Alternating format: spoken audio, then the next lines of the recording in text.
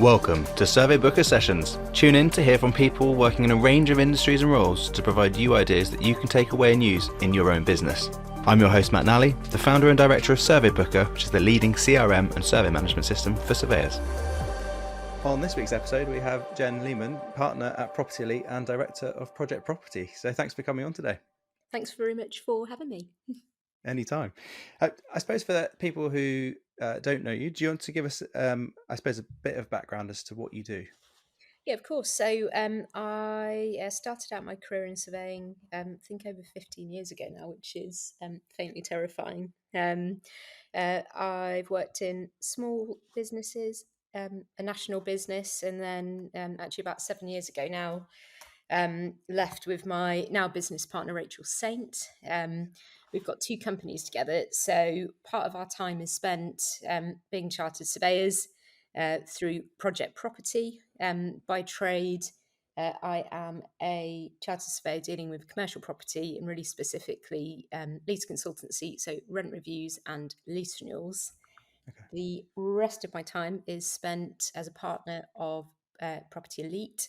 We provide training and support to all different types of surveyors. So I suppose specifically looking at the associate RICS, MRICS, FRICS membership levels, as well as supporting, I do quite a lot of work supporting students on their dissertations, actually on behalf of UE Bristol. So okay. lots of different roles.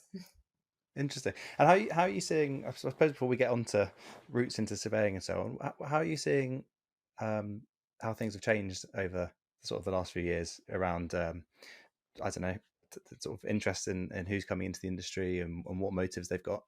It's been, I think it's been a very interesting 7 years on the training business.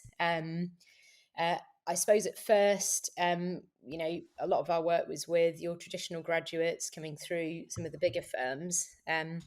Actually, now I think a lot of firms are looking more closely at non-cognate graduates, as well as degree apprenticeships, as just a brilliant way to get experienced individuals, experienced professionals, whether they've done surveying in the past or whether they're bringing transferable skills from other industries into surveying. So I think the rise of the apprenticeship, now some, the first couple of batches of apprentices have now actually qualified either level 3 associate or level 6 MRICS, and seeing lots of those now fully qualified is pretty amazing. So I'd say we've seen maybe a wider and more diverse pool of people becoming surveyors and having the opportunity in lots of different firms to get qualified. So yeah, it's been quite an interesting few years.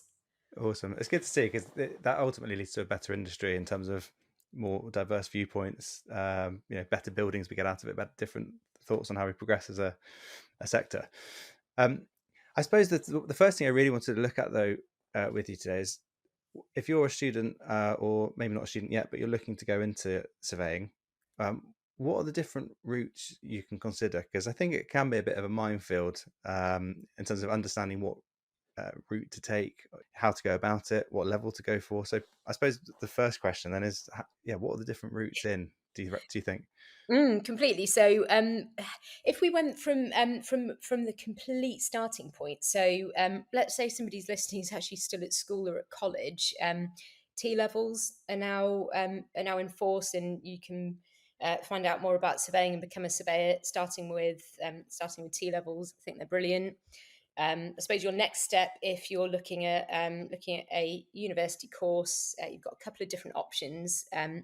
I'd say the easiest is always to do an RICS accredited degree course. And if you are looking at going to university, 100%, I'd make sure that the course is RICS accredited, because it will just save you a lot of time and heartache in the long run. And it means that you're getting that relevant knowledge right from the start. You can do an accredited degree course as part of a level 6 apprenticeship. There are courses as well for level 3 associates. Obviously, the cost to you as a student is very much reduced compared to paying your way through university, and you'll have then support from your employer at university as well. So I'd say definitely look at apprenticeships. Apprenticeships are not just for 18, 19, 20-year-olds. They are open to anybody. So even if you're a mature student, you can look at apprenticeships as well. I suppose your typical typical graduate who goes on an RICS accredited degree course, they graduate after their 3 years full time. Then they go into the world of work, ideally into a surveying role. The cleanest route to becoming MRICS would then be 2 years or 24 months of structured training. A slightly different way to get in, if you already have a degree that has nothing to do with surveying and it's not RICS accredited, once you've got 5 years experience, RICS have a route called preliminary review, and you can then become MRICS via that. The same actually also applies if you're experienced and have another professional qualification, something like MCIOB, or if you're a town planner, for example, you then have an access point into becoming MRICS as well. I'd say for anybody listening who's slightly more senior, if you don't have a degree and you're running a business, running a firm in a senior management position, you might be very well placed to look at the senior professional route, and that's 10 years of experience and no qualifications, obviously providing that you're in the right type of role. I suppose just the last thing to add on to that is obviously associate RICS.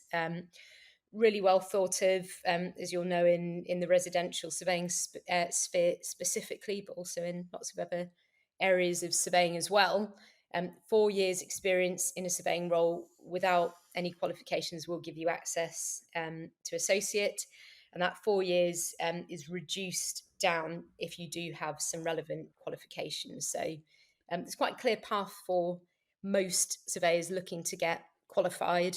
I'm sure we'll touch on taking associate RICS to MRICS and the jump between the two later on. There's quite probably a fair amount to say on that. Yeah, definitely. I suppose just stepping back one step before we go forward, are there restrictions you need to think of before you go down a particular route? So, for example, let's say you're thinking of going to university and taking on a particular course. Yes, you want to check it's RICS accredited, but would there be an issue if you potentially chose slightly the wrong course in terms of where you then wanted to go within the industry? So, for example, you did something that was maybe more quantity surveyor focused, but actually you then realised you wanted to go down the residential surveying route. That's as an example I could think of. Are there considerations you need to think of at that point, or actually is it quite easy to switch and move later? Yeah, it's a great point, actually. I'd say lots of surveyors do in later life switch between industries. So, yeah, becoming from a quantity surveyor to a residential surveyor. I actually know somebody who did that. In terms of your course title and content, if you very strongly feel that you want to become, for example, a residential surveyor, picking a course that's got residential elements would be a great idea. Some of the degree courses are fairly broad, so something like real estate management or property management and investment or property development, for example, they will cover a wide variety of modules. Something more specific, for example, quantity surveying or building surveying, there still will be some crossover, particularly in the first year modules. They'll obviously become more specialised in the later years. However, having a degree in, say, building surveying wouldn't limit you in terms of what you do in terms of associate or APC pathway. That's much more defined by the job role you're doing at the time. Obviously, if you do quantity surveying at university and then go into residential surveying, you might have a bit of a gap in your own knowledge of, very specific, it could be residential construction or valuation or some of those specifics. And I think if you do a degree course, but then look at a different area of surveying, you've got the challenge then to make sure that you bring your knowledge up to the right level. Obviously, there's some great courses out there, your own CPD, speak to your employer. So I wouldn't say it will hold you back. It will just need you to be quite motivated to find the knowledge that you need to feel competent in that line of work. Awesome. Okay. I suppose that leads us nicely into the levels of membership, and therefore, I suppose, deciding how you want to go into it from that perspective. So we start with AssocRICS, and the the question I think I had, and possibly I put this the wrong way around, was: are there considerations you need to consider around what you can and can't do? And then I think that was possibly the wrong way of looking at it. So you might, I think you're probably better explaining it than I am. Um, but is there considerations around, I suppose, progressing into the AssocRICS route, and then what you need to consider in terms of the future? Yeah, so I would say in terms of associate RICS, there will be things that you can and can't do.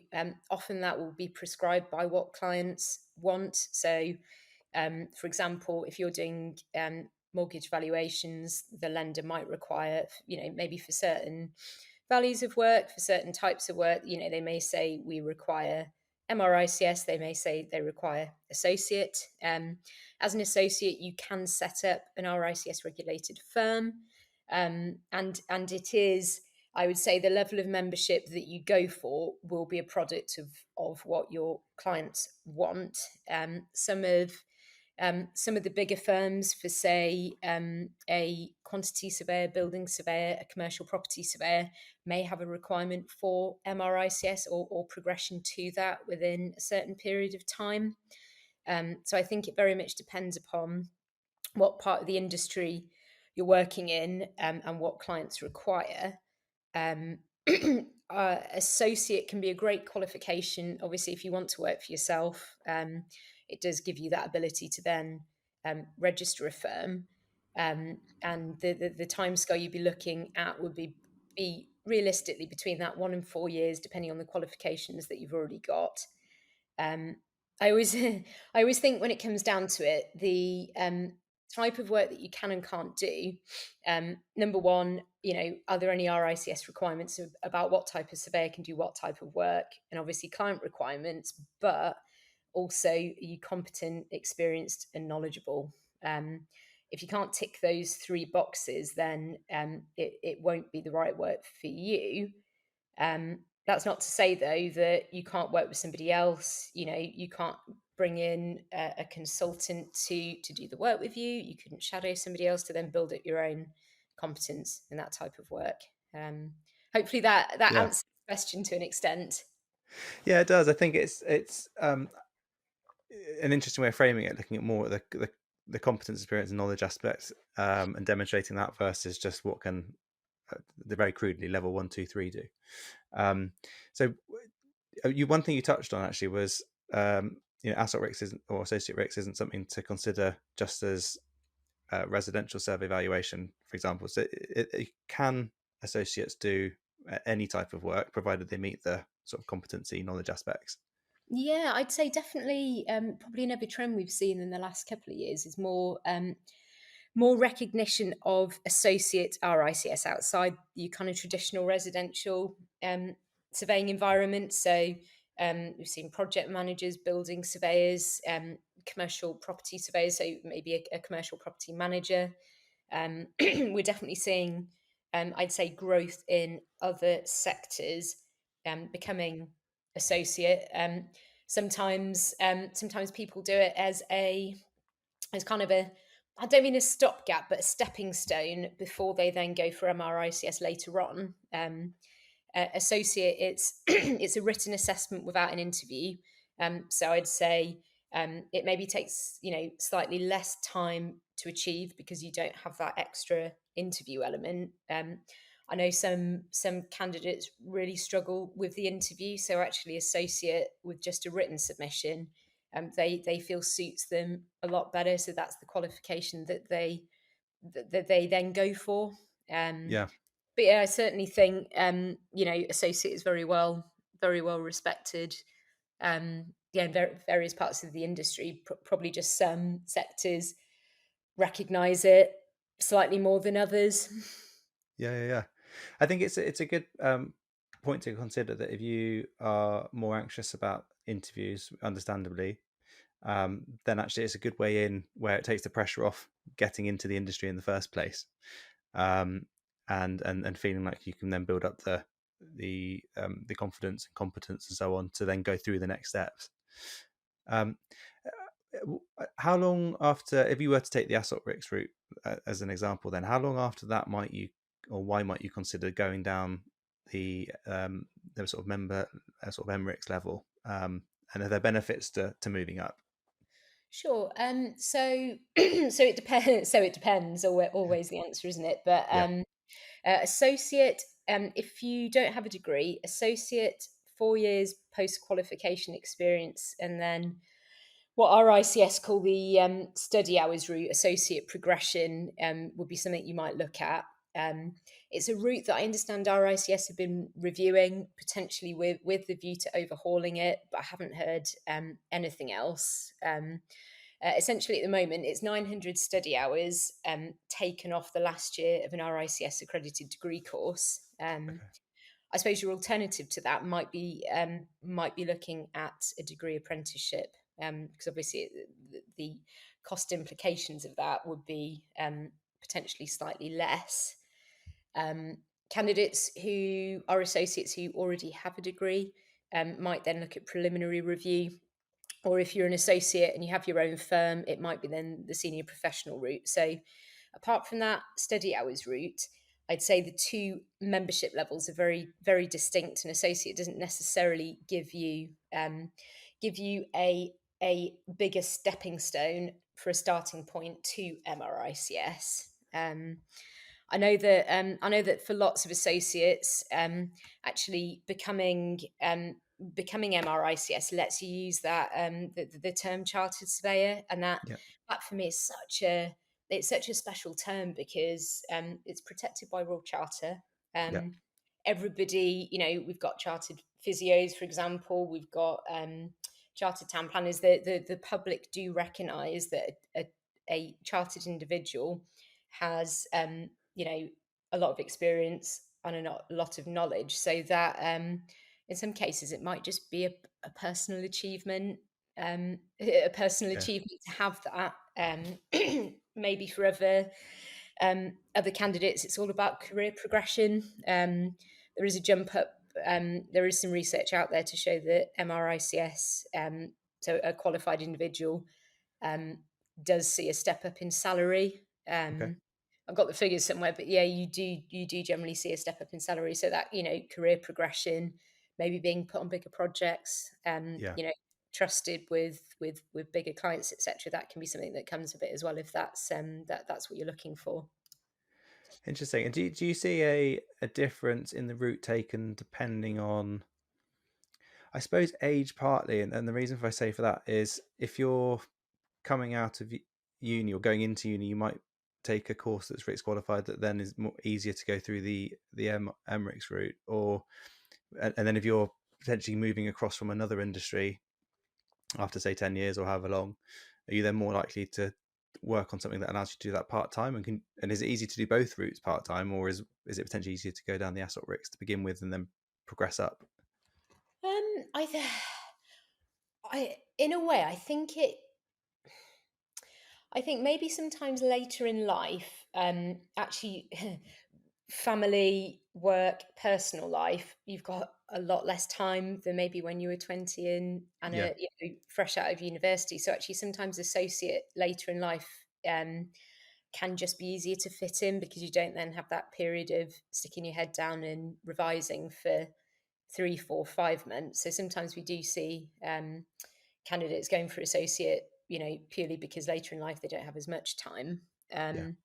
I say anybody with a degree, um, the route to MRICS is generally fairly simple. It's frustratingly your associate qualified candidate who doesn't have a degree but is very experienced, that if they're not in a senior professional position, they're a bit stuck if they don't want to go back and study, which, as we've just said, it takes a lot of time. So I think we do have kind of a group of candidates who might like to become MRICS, but they're stuck between a bit of a rock and a hard place at the moment, and I think I'd love to see our ICS do something to bring them through, because in theory they're not in that much of a different, they're kind of similar to your non-cognate grad with experience, because both are experienced. They don't have a degree in the relevant subjects. They just need some way to get the right knowledge Mm. to hit the mark. So I'm sure that will ring bells for quite a few people out there. Oh, definitely, definitely. Then I suppose my final question from the sort of membership levels and routes into surveying, if you're looking at your potential career progression, um, why might someone want to go for the fellowship or FRICS route, and how does that work? What are the type of timeframes?